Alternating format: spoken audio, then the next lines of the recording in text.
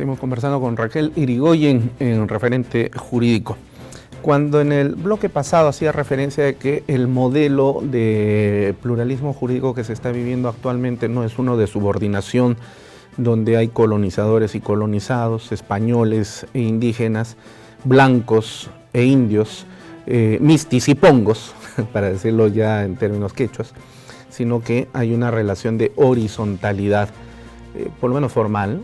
No sé si en la aspiración. ¿no?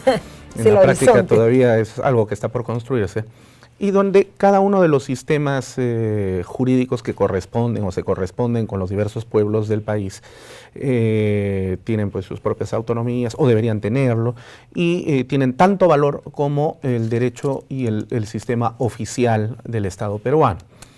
Hay un libro de este italiano tremendo, politólogo que acaba de desaparecer hace poco, Giovanni Sartori, que habla justamente sobre la democracia basada en este sistema, pero él hace referencia de que este tipo de pluralismo deviene interculturalidad. ¿Es eso así? ¿Pluralismo e interculturalidad en este sentido al que has hecho referencia es exactamente lo mismo, o son conceptos que se corresponden con también modelos sociales diferenciados?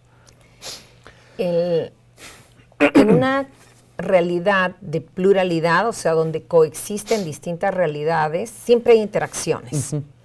Esas interacciones pueden ser, como bien mencionabas, de subordinación, de imposición, o pueden ser interacciones igualitarias. Entonces, en un modelo democrático se ha pensado qué tipo de interacciones debería de haber. En los 80s está toda la teoría de los canadienses, ¿no? Como Will Kimlicka, Charles Taylor, todos ellos, que empiezan a hablar, por ejemplo, del concepto de ciudadanía multicultural. O sea, dicen, bueno, tenemos una realidad plural, diversa, y las interacciones tienen que ser distintas. Por eso Canadá justifica, por ejemplo, la cooficialización del inglés y del francés, ¿no? Bajo ese concepto de que las interacciones deben ser igualitarias. E inclusive el reconocimiento de los idiomas tendría que ser en las mismas condiciones de cooficialidad. Entonces, el concepto de interculturalidad va aludiendo a esa interacción que ya más bien tendría que ser en términos de igualdad, que la interculturalidad en realidad es un término bastante general, simplemente es interacción de distintas culturas, y esa interacción podría también ser subordinada o igualitaria, pero digamos la idea de las últimas décadas, tanto en la teoría, en la filosofía política, en la democracia, como en el derecho más tardíamente, es caminar hacia modelos de interacción igualitaria, porque ya se ha demostrado que las interacciones de subordinación o de intentos de imposición generan violencia, secesión territorial, división.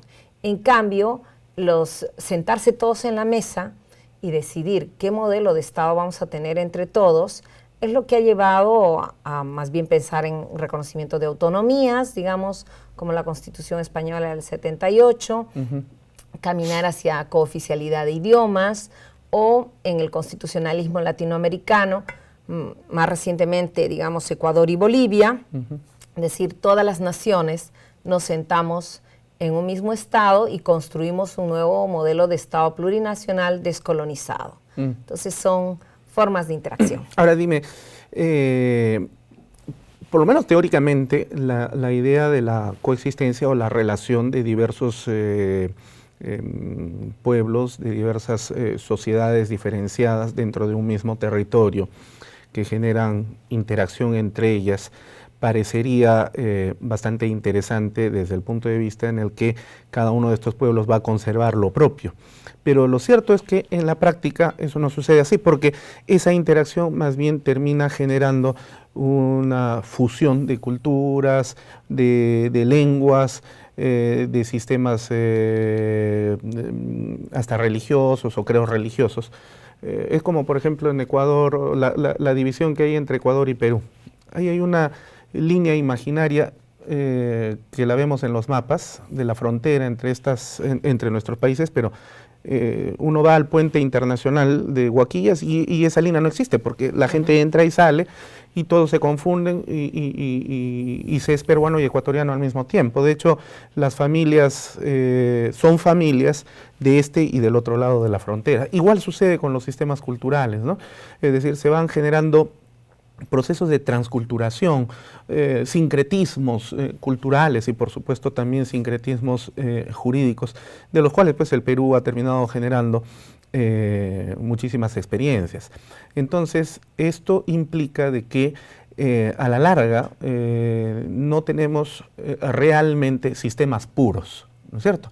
Es decir, ni un positivismo puro peruano, del cual pudiésemos jactarnos, ni tampoco de diversos sistemas normativos consuetudinarios puros, porque estos también están penetrados ya por, digamos, las formas de proceder social, de concepciones culturales, religiosas e inclusive jurídicas. Entonces, esta relación de pluralismo horizontal e interculturalidad es como tratar de diferenciar gotas de agua en el mar, que están ahí, pero que se van diluyendo progresivamente con el paso del tiempo.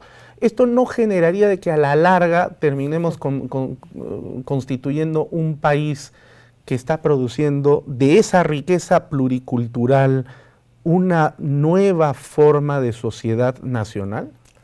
Ese fue el ideal del siglo XIX. Recuerda que todos los criollos y en la construcción de los estados-nación del siglo XIX se pensaba que íbamos a caminar hacia eso. De hecho, por ejemplo, hay un decreto de 1824 en Guatemala que premia a alcaldes y curas que fomenten el castellano y que logren la desaparición de los idiomas mayas por considerarlos imperfectos. Entonces, ha habido el ideal del mestizaje, toda la teoría mexicana, por ejemplo, del ideal del Estado-nación, la idea de caminar hacia una nación mestiza y abandonar lo indígena. Esto ya fue un ideal histórico en el siglo XIX, y nos encontramos en el siglo XXI con que los pueblos y las culturas han resistido. Es también como la biodiversidad, ¿no? Claro. Tú podrás mezclar tangelo, mezclar naranja con mandarina, etcétera. Van a producirse áreas de fusión, pero eso no quita que se mantengan identidades en resistencia y que el derecho tenga que respetarlos. O sea, por eso te digo, ya hubo la política de la fusión. Y es el ideal de algunos. Mire, mejor acá va a haber un solo idioma, una sola cultura, un solo sistema jurídico. Eso ya lo vivimos en el siglo XIX. Y no funcionó. No solo no funcionó, sino que generó represión, generó que los estados se aíslen, se alejen de la población. No, pero claro, es que eso sucede porque hay una cultura dominante que es la que se pretende imponer como la directriz que apunta hacia un norte y todas las otras formas culturales deben ser absorbidas hacia ella. Pero yo lo que hacía referencia era al hecho de que sin que existan este tipo de concepciones culturales que se impongan unas sobre otras, sino que más bien surgen de las raíces y del corazón propio de la sociedad donde se van generando fusiones. Ejemplo, nuestros paisanos de la sierra que vienen en el proceso emergente de salida de sus pueblos y van llegando a Lima. Van generando un nuevo sector social, una nueva cultura, donde uno ya no es andino, pero tampoco es costeño, no es criollo, y donde las tradiciones también van sufriendo transformaciones. Es decir, por ejemplo, el huayno tradicional en Lima, que no es aceptado, se va mezclando con elementos musicales del rock que suena por aquí, y entonces va a devenir en cumbia, va a devenir en chicha, es decir, una nueva forma de hacer música. Y ya no digo pues la forma de hablar y todas las otras expresiones culturales. Entonces, no es que un sistema cultural, yo me estaba refiriendo a eso, ¿no? No a la idea de que un sistema cultural único se imponga, sino que la realidad es la que va generando precisamente estas fusiones y van produciendo pues la novedad. El Perú el día de hoy es, ¿cómo podríamos definir? Un país chicha. Bueno, en realidad es que las culturas no son estáticas. Claro, yo exacto. creo que a eso te referías, exacto. ¿no? Y todas las culturas son dinámicas. Y cuando se dice que el Perú o los estados en Latinoamérica, las constituciones reconocen la diversidad cultural, no se está refiriendo a que reconocen algo en el museo, que esté estático, que no va a cambiar, sino que está reconociendo realidades dinámicas, ¿no? Como dice Esther Sánchez, los pueblos indígenas son seres en devenir, son seres históricos y son seres actuales, pero eso no quita que tengan sus propias identidades y bajo la idea de que, bueno, todos al final somos seres humanos o somos ciudadanos, no es necesario diferenciar, ni distinguir, ni reconocer especificidades, podemos acabar avasallando esos pueblos. Entonces yo creo que el estado actual de la reflexión desde la democracia plural es el reconocimiento de los pueblos con sus identidades vivas y cambiantes. Pero eso no le quita que tengan una matriz identitaria, que es la que reconoce la Constitución, y que además debería de tener una protección jurídica. El hecho de que nuestro artículo 89 de la Constitución, por ejemplo, reconoce la personalidad jurídica de comunidades campesinas y nativas.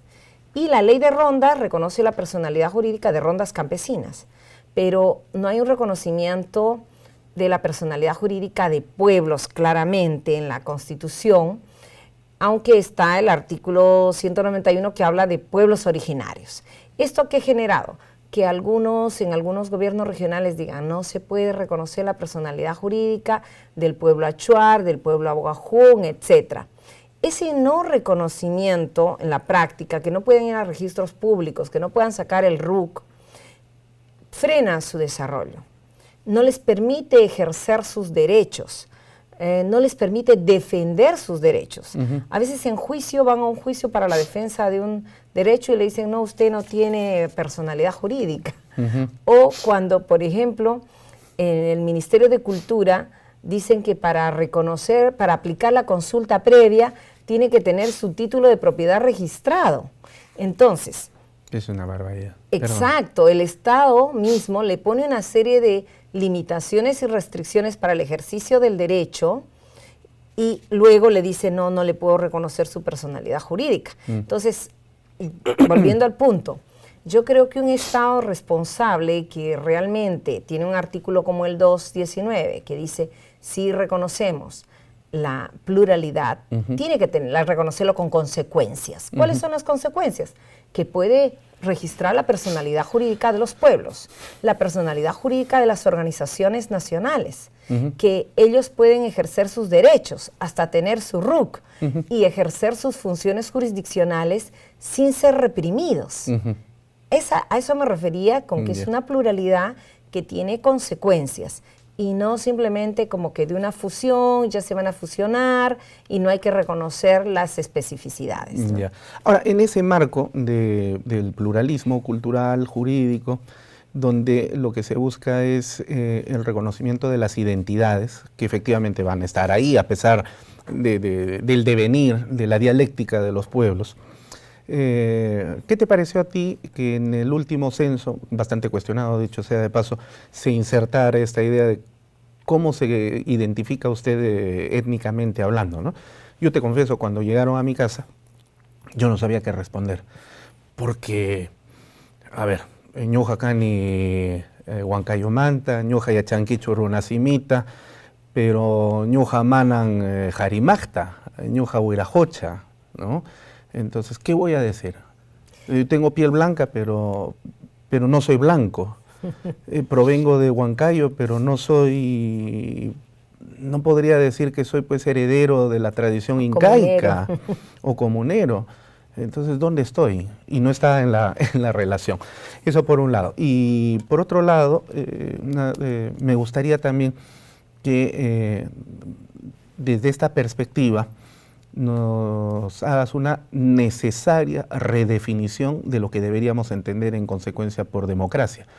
Porque el concepto de democracia lo tenemos marcado de una manera bastante formal, pero evidentemente ese concepto de democracia va a ser redefinido a la luz de consideraciones del pluralismo cultural, ¿no? No me respondas ahora, vamos a hacer una pausa, ¿ya?, para que podamos continuar con esta conversación. ¿Te parece? Muy bien, regresamos entonces en Referente Jurídico.